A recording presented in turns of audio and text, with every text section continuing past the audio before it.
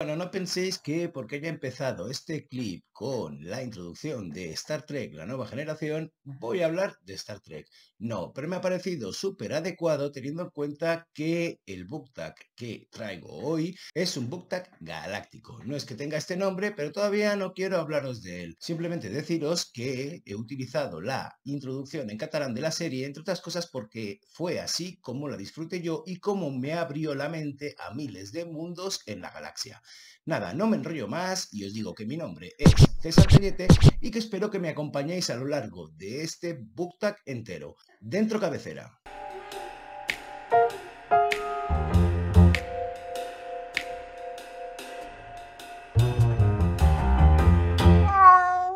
Bueno, ahora sí que os voy a decir el nombre de este book tag porque me parece una iniciativa maravillosa y creación de la persona que me nominó, compañera booktuber, y ya estáis tardando en pasar por su canal porque es una maravilla. No estoy hablando de otra que de Foxy Lulule. Y ella se ha sacado de la manga una serie de premisas que me han parecido súper interesantes y por supuesto os dejo su book tag ahí abajo, el book tag astronómico, para que le echéis un vistazo y lo disfrutéis tanto como yo. Espero que me salga también como ella. Así que nada, sin más dilación, vamos a por la primera premisa. 1. Supernova, un libro insólito. Bien, para esta primera premisa no me he roto mucho la cabeza porque a mí me parece un libro muy insólito, un libro que habla de otro libro que no es otro que Metamaus de Art Spiegelman. ¿Y quién es Art Spiegelman y de qué libro habla? Bueno, pues Art Spiegelman ganó, es el primero de hecho en ganar el premio Pulitzer con una novela gráfica que no es otra que Maus. Y que os voy a dejar aquí una reseña que me gustó mucho de también mi compi Sarri del canal La Libroteca de Sarri, por aquí, si es que no conocéis una obra maestra como es Maus, que cuenta la historia de Vladek, el padre de Art Spiegelman, que sobrevivió a Auschwitz y que se ha pasado el resto de su vida marcado por eso y ha marcado a cuantos le rodean, entre ellos, por supuesto, Art Spiegelman. Bien, ¿y por qué me parece un libro insólito? Bueno, pues porque no estoy acostumbrado a ver algo como lo que ha hecho aquí Art Spiegelman, que no es otra cosa que hablar de cómo fue su experiencia a la hora de crear y de dibujar y de traernos una obra maestra como la de Maus. Es súper curioso, es un volumen que a cualquiera que nos guste saber del proceso de creación de cualquier autor, lo vamos a disfrutar como enanos, os lo digo de verdad. Entre otras cosas porque tuvo muchísimo celo Art Spiegelman a la hora de explicarnos la historia de su padre a través de las viñetas de Maus. Entre otras cosas porque, como cuenta en este MetaMaus, estaba muy obsesionado con tomar suficiente distancia ya que la historia de su padre y la historia de su familia le había afectado lo suficiente. Y, por ejemplo, una de las cosas que explica es que por aquella época, cuando él estaba haciendo Maus, la literatura acerca del Holocausto, ya fuera de ficción o no ficción, la literatura histórica o todo lo que había, la historiografía alrededor de lo que había sido el Holocausto y la matanza de judíos durante la Segunda Guerra Mundial, no estaba en boga, no era un tema que se hubiese estudiado lo suficiente y no había tantísimos libros como hay ahora. Y él quería conservar o intentar tomar una distancia, una objetividad con lo que su padre, a través de miles de cintas que él había grabado, le estaba contando. Y de esta manera, por ejemplo, en MetaMouse nos explica el celo con el que incluso a sí mismo durante el proceso de creación de Mouse se dibujó teniendo malas actitudes con un padre que le había hecho la vida imposible, ya fuera por su propio carácter o por la marca que le había dejado la Segunda Guerra Mundial. De esta manera también coge esa distancia y él se convierte también en un personaje de la propia novela de la misma manera que convierte a su padre en un personaje intentando alejarlo de sus propios recuerdos para ser del todo objetivo o todo lo objetivo que podría ser. También entra, por poneros otro ejemplo, en algo que me parece muy significativo, que es cómo funciona nuestra memoria. Por ejemplo, él, por más que le preguntó y por más que está documentado que existía una orquesta de músicos judíos a los que tenían a las puertas del campo para tocar mientras entraban y salían los judíos que salían del campo para trabajar, el padre de Spiegelman no recuerda absolutamente nada de eso. ¿Significa esto que no existió simplemente porque el padre de Art, Bladen, no recuerda que hubiese en aquel momento una orquesta? Pues no, significa que la experiencia de una persona no tiene por qué estar en contra de una realidad que ha sido documentada. Es decir, la realidad existe más allá de nosotros. Esto por poneros un simple ejemplo. Lo mismo sucede con la rebelión que hubo en Auschwitz, que incluso consiguieron algunos judíos destrozar una de las chimeneas del campo. Eso el padre de Art tampoco lo recuerda. En fin, no me voy a meter mucho más, solo un pequeño apunte final, y es que MetaMouse se llama MetaMouse porque utiliza el prefijo griego meta, que significa más allá, y que estoy seguro de que os sonará porque, por ejemplo, la metafísica de Aristóteles se llama así porque estaba más allá de la física en los estantes de la Biblioteca de Alejandría. En cuanto a la literatura, cuando se aplica este prefijo, quiere decir que es una literatura autorreferencial en la que el autor incluso interrumpe la acción para hablar directamente al lector de lo que va a decir, de por qué este personaje es de esta manera, o incluso el autor se pone como personaje mismo dentro de la obra que él mismo está escribiendo. Me viene a la cabeza, por ejemplo, la trilogía de Nueva York, en la que una de las historias, un personaje contacta con el propio Paul Auster. En fin, hasta aquí dejo MetaMouse, que es un libro insólito. Vamos a por la siguiente premisa. 2. Curiosity.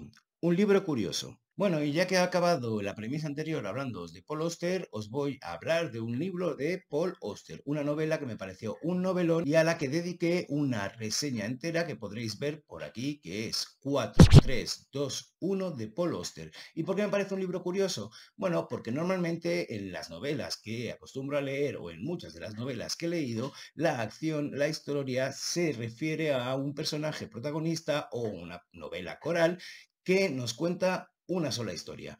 Bueno, pues en 4, 3, 2, 1 tenemos a un mismo protagonista, pero que está desdoblado. Bueno, desdoblado, está por cuadruplicado. Tenemos a 4 Fergusons, que así son el nombre del protagonista de 4, 3, 2, 1, y que en cada una de esas líneas argumentales que nos abre Paul Auster es la misma persona con diferentes circunstancias y con diferente mundo. En una es rico, en otra es pobre, en una tiene una sexualidad, en otra tiene otra, en una elige unas cosas, en otra elige otra. Y así hasta en 4 ocasiones. Y esto me parece súper curioso porque consigue que un solo personaje viva 4 historias y el lector las viva con él sin que pierda ni por un momento un ápice del interés que tiene y de la atracción que consigue imbuirle el señor Paul Auster, que es un auténtico artista, a mí me encanta, ya lo he dicho más de una ocasión, a un mismo personaje que acaba siendo diferentes. En fin, ya os he dicho, os dejo la reseña por ahí por si queréis ahondar en ella y echarle un vistazo. A mí me encantó. Así que nada, vamos a por la siguiente premisa.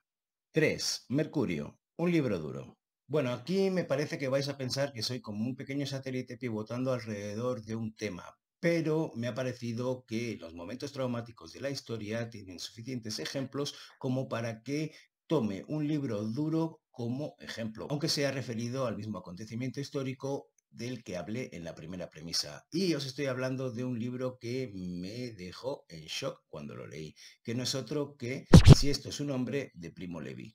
Bien, ¿de qué habla este libro? Habla de las memorias, las experiencias que tuvo Primo Levi, que fue un judío italiano capturado en 1943, cuando estaban a punto los norteamericanos de desembarcar en Sicilia y se veía una esperanza a esos judíos que todavía quedaban en Italia de poder esquivar esas razzias que habían hecho los nazis con ellos, fue capturado y llevado a Auschwitz.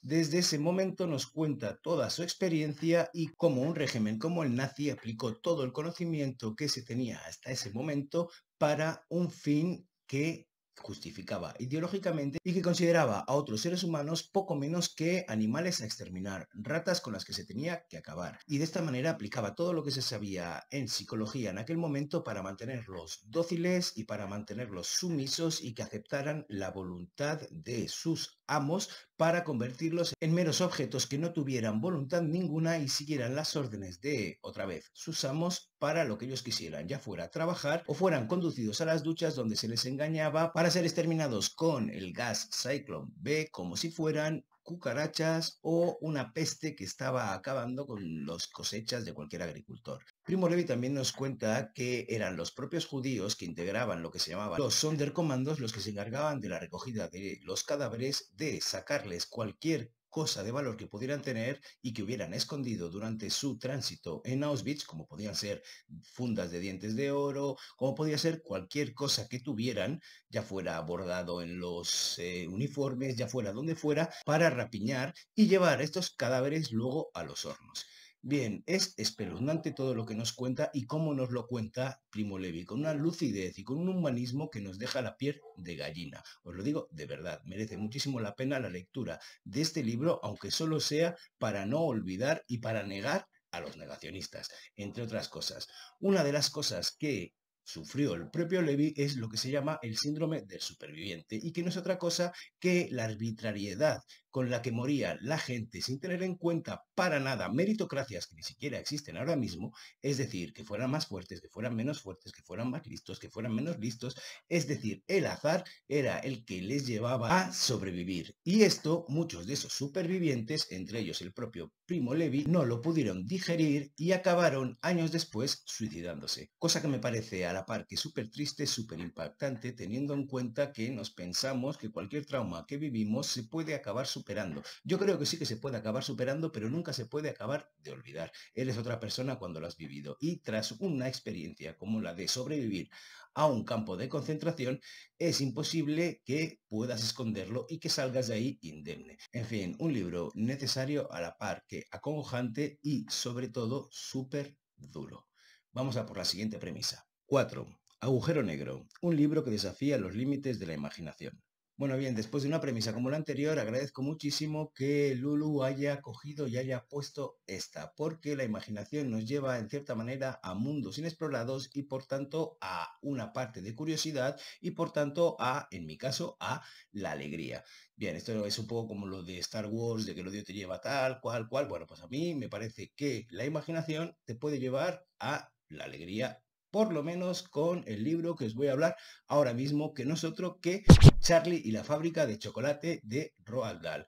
Un libro que por supuesto es un clásico ya de la literatura infantil y juvenil y que viene de un autor que hasta bien entrados los 40 años o incluso más, ahora exactamente no sé qué edad tenía cuando empezó a escribir, eso, no había escrito ni una línea que fuese de ficción y aún así se sacó de esa mente prodigiosa un montón de títulos de los que yo he escogido Charlie y la fábrica de chocolate. Si no lo conocéis o lo conocéis solo a través de las películas, os recomiendo muchísimo su lectura, porque es verdad que igual ahora no nos parece tan imaginativo porque es un libro que ha tenido muchas adaptaciones, una de ellas, que es la que más me gusta a mí, en los 70 u 80, de Gene Wilder haciendo de Willy Wonka, y otra un poquito más nueva, que es esa tan conocida con Johnny Depp haciendo de Willy Wonka. Pero ¿quién es Willy Wonka? Pues Willy Wonka es el excéntrico dueño de una fábrica de chocolates Wonka, que son los chocolates más apreciados y con más éxito. Y ha escondido 4 billetes dorados en 4 chocolatinas para que el afortunado que las encuentre, o los 4 afortunados que las encuentren, puedan visitar su fábrica y ver cómo fabrican la cantidad de productos que son una fantasía para cualquier niño de la edad de nuestro protagonista, que es Charlie. ¿Y quién es Charlie? Pues Charlie es un chavalito de una familia pobre que apenas tiene para comprar la comida que comen y que vive con los 4 abuelos que son tan viejos que comparten la misma cama de matrimonio. Y él tiene una especial relación con uno de ellos que le regala cada año, por su cumpleaños, una chocolatina Wonka, precisamente. Y ese año tiene una chocolatina Wonka, pero cuando la abre tiene la gran desilusión porque había pensado que aunque sea pobre y aunque no tenga las mismas condiciones que el resto del mundo, las mismas posibilidades, podría tener la gran suerte en comparación a otros que sí que podrían comprar 50.000 chocolatinas y encontrarlos, aunque solo sea por aburrimiento, una de las tarjetas doradas, pues él había pensado que quizá tendría la gran suerte de conseguir la tarjeta dorada. Pero no es así y no tiene esa suerte. Sin embargo, de paseo se encuentra unos peniques, algo de dinero y compra otra chocolatina. Está genial lo que cuenta al principio, y no me voy a liar mucho tampoco, de que siempre que le regalan una chocolatina se tira horas mirándola como si pudiera degustarla antes de degustarla de verdad. Ese anhelo por el objeto deseado que sabe que se le va a acabar y quiere mantenerlo el mayor tiempo posible. Una maravilla. En fin, no me lío con eso. De cualquier manera, en esta segunda chocolatina sí que encuentra el billete dorado y se va a ver con su abuelo cuál es esa fábrica, cómo es esa fábrica, cómo fabrican el chocolate y descubrirá un lugar que es pura imaginación. Desde los Ompa Lompa hasta el río de chocolate, pasando por 50.000 sitios que son una, como decía, fantasía. Claro, por supuesto, no será el único. Habrá 3 acompañantes más que no tienen nada que ver con lo que es el humilde, sensato, prudente y con un montón de atributos, con un montón de virtudes que le hacen sobresalir sobre el resto y que no os cuento más por si no os los destriparé todo. De cualquier manera, es un libro que despierta la imaginación muchísimo y que tuvo una continuación que se tituló Charlie y el ascensor de cristal, que por supuesto también os lo recomiendo. No os voy a decir cuál es el motivo oculto de Willy Wonka para este tour, pero espero que lo descubráis, o si lo sabéis, pues nada, que no sé, me lo digáis en los comentarios o no, porque entonces será un spoiler. De cualquier manera, un libro maravilloso que os recomiendo muchísimo. Así que nada, vamos a por la siguiente premisa. 5. Materia oscura. Un libro fascinante.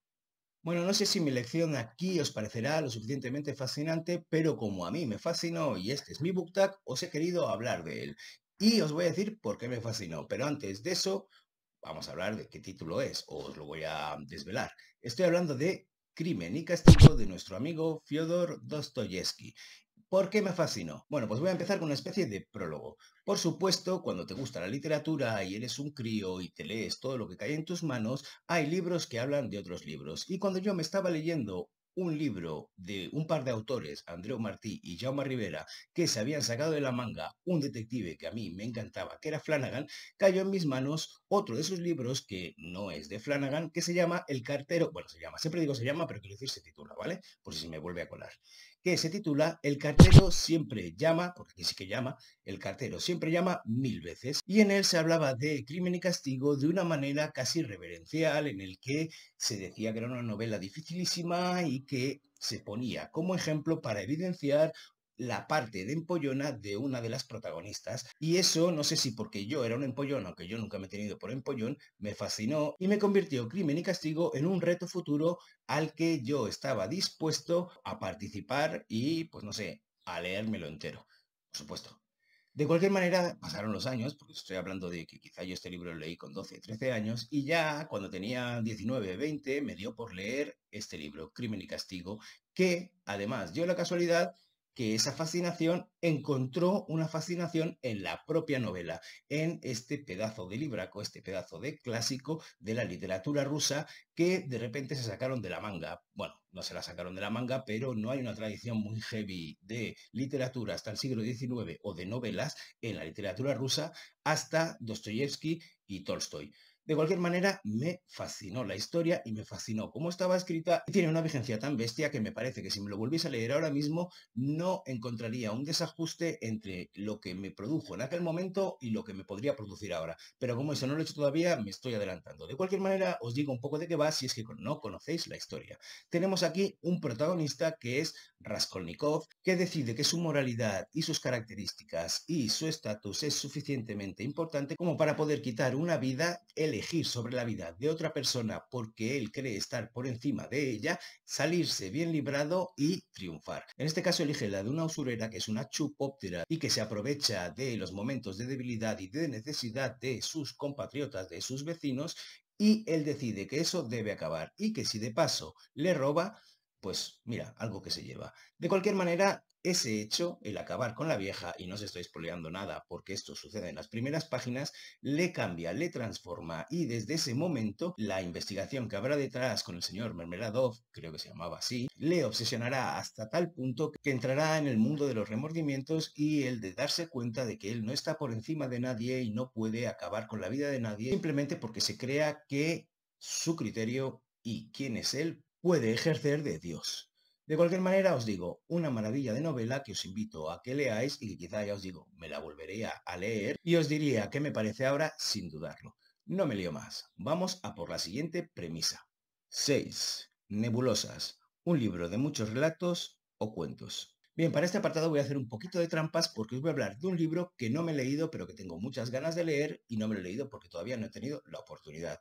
También es verdad que, como decía en otros vídeos, tengo el propósito de enmienda de leer muchos más relatos, porque no soy un lector de relatos. Y este libro me parece que encaja perfectamente con esta premisa. Bien, esperad un momento que lo voy a coger.